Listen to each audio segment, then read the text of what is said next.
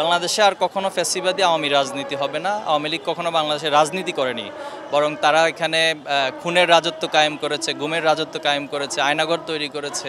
তো আলোকচিত্র প্রদর্শনী ঐতিহাসিক 28শে অক্টোবর পল্টন ট্রাজেডি দিবস উপলক্ষে মূলত বাংলাদেশে খুনি হাসিনা 2006 সালে 28শে অক্টোবর যে নারকীয় হত্যাকাণ্ড ঘটিয়েছে, লগি বৈঠা দিয়ে পিটিয়ে মানুষ হত্যা করা এবং সেই লাশের উপরে নৃত্য করা, যেটা ইতিহাসে আইএমএ জাহিলিয়াত বা বর্বরতার ইতিহাসের সাথে মিল থাকে।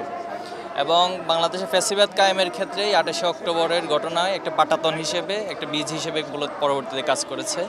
আজকে মূলত এই প্রজন্মের কাছে আমরা ইতিহাসকে তুলে ধরার জন্য আয়োজন করা হয়েছে ছাত্র শিবির ঢাকা মহানগরের পক্ষ থেকে, এবং সারা দেশেও আমাদের বিভিন্ন কর্মসূচি পালিত হচ্ছে। দোয়া অনুষ্ঠান, শহীদ পরিবারের সাথে সাক্ষাৎ, আলোকচিত্র প্রদর্শনী, এই ডকুমেন্টারিগুলো, ইতিহাসগুলো প্রজন্মের কাছে জানানোর জন্য।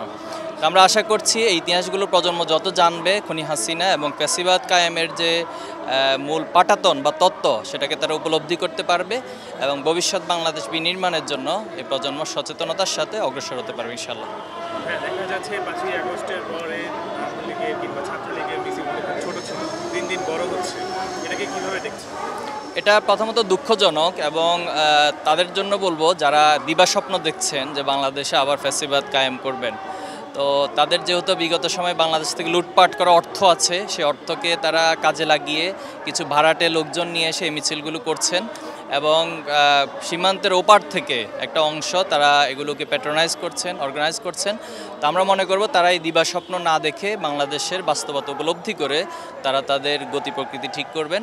বাংলাদেশে আর কখনো ফ্যাসিবাদী আওয়ামী রাজনীতি হবে না। আওয়ামী লীগ কখনো বাংলাদেশে রাজনীতি করেনি, বরং তারা এখানে খুনের রাজত্ব কায়েম করেছে, গুমের রাজত্ব কায়েম করেছে, আয়নাঘর তৈরি করেছে, প্রতিটি জনপদের প্রতিটি মানুষকে তারা রক্তাক্ত করেছে।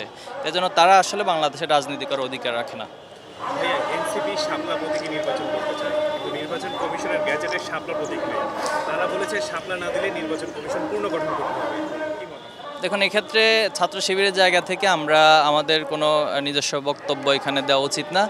কোনো একটা দল তার প্রতীক চাইতেই পারে, এবং সেটা বাংলাদেশের নিয়ম বা যে নির্বাচন কমিশনের যে বিধিমালা রয়েছে তারা যাচাই বাছাই করে তারা দিতে পারে অথবা বিকল্প দিবে। এটাই অতীতে হয়ে এসেছে, সেটাই হবে, এটা আশা করি।